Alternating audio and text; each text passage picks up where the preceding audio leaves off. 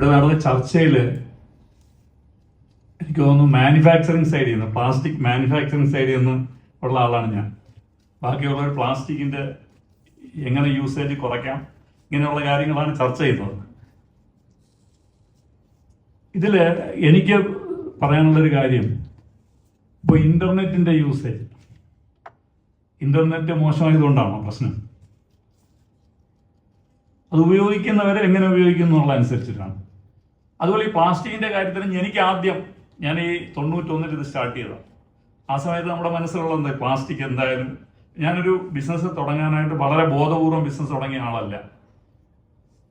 ഒരു ബിസിനസ് ചെയ്യേണ്ടി വന്ന ഒരാളാണ്. ഈ ലീച്ചിങ് എന്ന് പറയുന്നത് വെള്ളം ഇതിലൂടെ ഒഴുകും, പതുക്കെ പതുക്കെ ഈ ലെഡ് വെള്ളത്തിലേക്ക് ലീച്ച് ചെയ്ത് വരും. നമ്മളൊരു പ്രാവശ്യം പൈപ്പ് ഉപയോഗിച്ച് കഴിഞ്ഞാൽ, PVC പൈപ്പ് ഉപയോഗിച്ച് കഴിഞ്ഞാൽ ഒരു 3 തലമുറ അതിൽ നിന്ന് തന്നെ വെള്ളം കുടിക്കും അല്ലേ? നമ്മൾ മാറ്റില്ലല്ലോ. അത് ഒരു വീട്ടിൽ ഇലക്ട്രിക്കൽ കോൺഡ്യൂട്ട് ആയാലും അത് തന്നെയാണ്. പക്ഷേ ഇതുണ്ടാക്കുന്ന അപകടം, ഒരു മോശപ്പെട്ട ഒരു ക്വാളിറ്റി ബ്രാൻഡിന് പോയി കഴിഞ്ഞാൽ ഒരു 10,000 രൂപ ലാഭിക്കാമായിരിക്കും. അത്രേ ലാഭിക്കുള്ളൂ. ഇലക്ട്രിക്കൽ കോൺഡ്യൂട്ടിലാണെങ്കിൽ ഒരു 1000 രൂപ ലാഭിക്കും. പക്ഷെ ഇതുണ്ടാക്കുന്ന ഇമ്പാക്റ്റ് എന്തായിരിക്കും? ഹെൽത്തും, ഇലക്ട്രിക്കൽ കോൺഡ്യൂട്ടിലാണെങ്കിൽ ഇൻസുലേഷൻ റെസിസ്റ്റൻസിനും ഫയർ പ്രൊട്ടക്ഷനും വേണ്ടിയാണ് കോൺഡ്യൂട്ട് ഉപയോഗിക്കുന്നത്. ഇത് രണ്ടും പ്ലാസ്റ്റിസൈസർ, അതായത് കുമ്മായം കൂടുതൽ ചേർക്കാനായിട്ട് ഇതിനകത്ത് ഒരിക്കലും ഉപയോഗിച്ച് കൂടാൻ പാടില്ലാത്ത പ്ലാസ്റ്റിസൈസർ ചേർക്കും. ഭയങ്കരമായിട്ടുള്ള അപകടകാരിയാണ്. അപ്പൊ ഇത് നമുക്ക് ഇപ്പോൾ ഒരു ഉടമസ്ഥർ വീട് വയ്ക്കുന്ന ഒരാള് മിക്കവാറും ഇതിനെക്കുറിച്ചൊന്നും അവർ ചിന്തിക്കില്ല. അവരാരെങ്കിലും വർക്ക് ഏൽപ്പിക്കും. ഇതല്ലേ ചെയ്യുന്നത്. അപ്പോൾ നേരത്തെ ഇവിടെ പറഞ്ഞതുപോലെ നമ്മൾ അവെയർ അല്ല എന്ന് പറയുന്നത് ഒന്നിനും പരിഹാരമാവില്ല. നിങ്ങൾക്കറിയാം, ഞാൻ പ്ലാസ്റ്റിക്കിൽ പോളിവിനൈൽ ക്ലോറൈഡ് PVC ഉപയോഗിച്ചിട്ടാണ് എൻ്റെ പ്രൊഡക്റ്റുകൾ, ഇലക്ട്രിക്കൽ കോൺഡ്യൂട്ടും PVC പൈപ്പുകളുമാണ് ഞാൻ നിർമ്മിക്കുന്നത്. ഈ ക്ലോറിൻ എന്ന് പറയുന്ന സാധനം തന്നെ പല ഇൻഡസ്ട്രിയുടെയും ബൈ പ്രൊഡക്റ്റ് ആയിട്ട് വരുന്ന സാധനമാണ്. അപ്പം ഇതെല്ലാം ഈ പ്ലാസ്റ്റിക്കിലേക്ക് PVC പോളിവിനൈൽ ക്ലോറൈഡ് ഉണ്ടാക്കാനായിട്ടൊക്കെ ഇത് ഉപയോഗിക്കുന്നുണ്ട്. കൂടാതെ ഉപയോഗിക്കുന്ന ആള് ഇത് ഇപ്പോൾ ബിസിനസ് നമ്മൾ ചെയ്യുന്നു, ബിസിനസ് ചെയ്യുമ്പോൾ എങ്ങനെയെങ്കിലും കാശ് ഉണ്ടാക്കിയാൽ മതി എന്ന് പറഞ്ഞ് ബിസിനസ് ചെയ്യുന്ന ആള് എന്ത് പ്രാക്ടീസ് ചെയ്യാൻ തയ്യാറാവും? ഇവിടെ ഗവൺമെന്റിന് റോളുണ്ട്, തീർച്ചയായിട്ടും ഗവൺമെന്റിന് റോളുണ്ട്. സാർ ഇവിടെ പറഞ്ഞു ലോക്കൽ ബോഡീസിന്റെ കാര്യം, സാർ പറഞ്ഞു വളരെ പ്രധാനപ്പെട്ട ഒരു കാര്യമാണ്.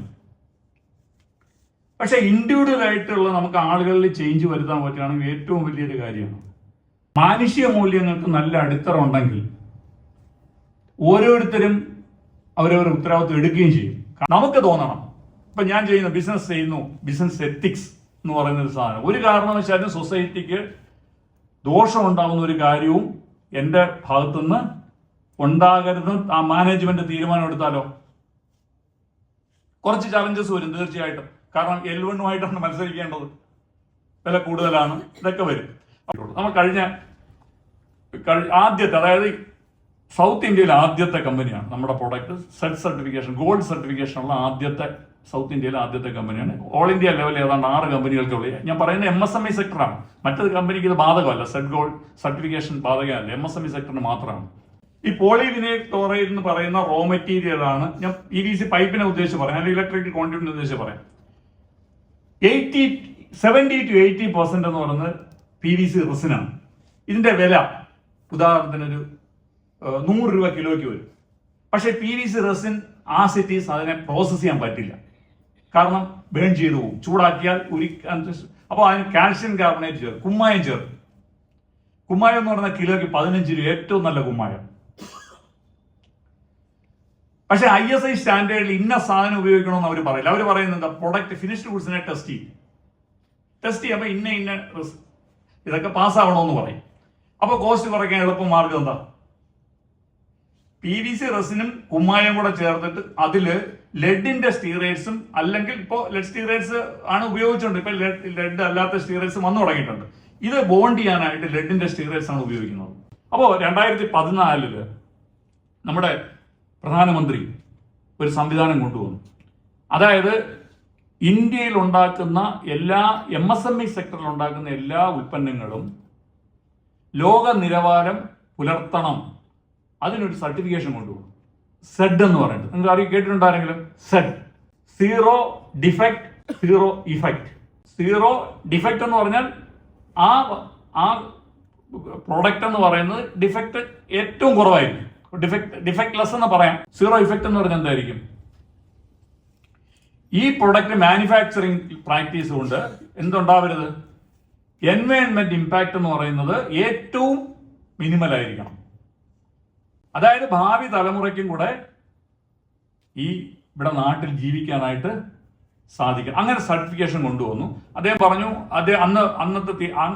അതായത് ലോകത്തുള്ള ഏറ്റവും നല്ല മാനുഫാക്ചറിങ് പ്രാക്ടീസസ് എല്ലാം എടുത്തിട്ട് അതിൽ നിന്നാണ് ഈ സെഡ് സർട്ടിഫിക്കേഷൻ കൊണ്ടുവന്നിരിക്കുന്നത്. ഒരുപാട് ഗവൺമെന്റ് ഒരുപാട് അത് പ്രൊമോട്ട് ചെയ്യുന്നുണ്ട്. പക്ഷെ നമ്മുടെ ആൾക്കാരുടെ ഇടയിൽ ഇത് വലുതായിട്ട് വന്നിട്ടില്ല. ഇപ്പോൾ ഞങ്ങളുടെ സ്ഥാപനം ശരിക്കും സെഡ് സർട്ടിഫിക്കേഷൻ ഇപ്പോൾ ഗോൾഡ്, അതിനകത്ത് 3 തരത്തിലാണ്: ബ്രോൺസ്, സിൽവർ, ഗോൾഡ്. ഈ 3 ടൈപ്പ് സർട്ടിഫിക്കേഷൻ ഉണ്ട്. അതിനകത്ത് ബ്രോൺസ് ആണെങ്കിൽ 6 പാരാമീറ്ററുകൾ നോക്കണം, സിൽവർ ആണെങ്കിൽ 15 പാരാമീറ്റർ നോക്കണം, 20 പാരാമീറ്റർ പാസ്സായാലേ ഗോൾഡ് കിട്ടും, ഗോൾഡ് സർട്ടിഫിക്കറ്റ് കിട്ടും. അപ്പോൾ ഞാൻ പറഞ്ഞു വന്നത്, ഈ പ്ലാസ്റ്റിക് ഇൻഡസ്ട്രി നമുക്ക് പൂർണ്ണമായിട്ടും നമുക്ക് ഒഴിവാക്കാനായിട്ട് സാധിക്കില്ല. പക്ഷെ അതിനകത്ത് ഗവൺമെന്റിന്റെ ഭാഗത്തു നിന്നുള്ള നിയന്ത്രണങ്ങൾ തീർച്ചയായിട്ടും വേണം. അതുപോലെ തന്നെ നമ്മളൊക്കെ അപ്പോൾ ഞാൻ പറഞ്ഞു, നമ്മൾ വാങ്ങിക്കുന്ന സമയത്ത്, പ്രൊഡക്റ്റ് മേടിക്കുന്ന സമയത്ത് ഈ കാര്യങ്ങൾ നമ്മൾ വളരെയേറെ ശ്രദ്ധിക്കേണ്ടത്, ആ ഉത്തരവാദിത്വം നമ്മൾ എടുക്കണം.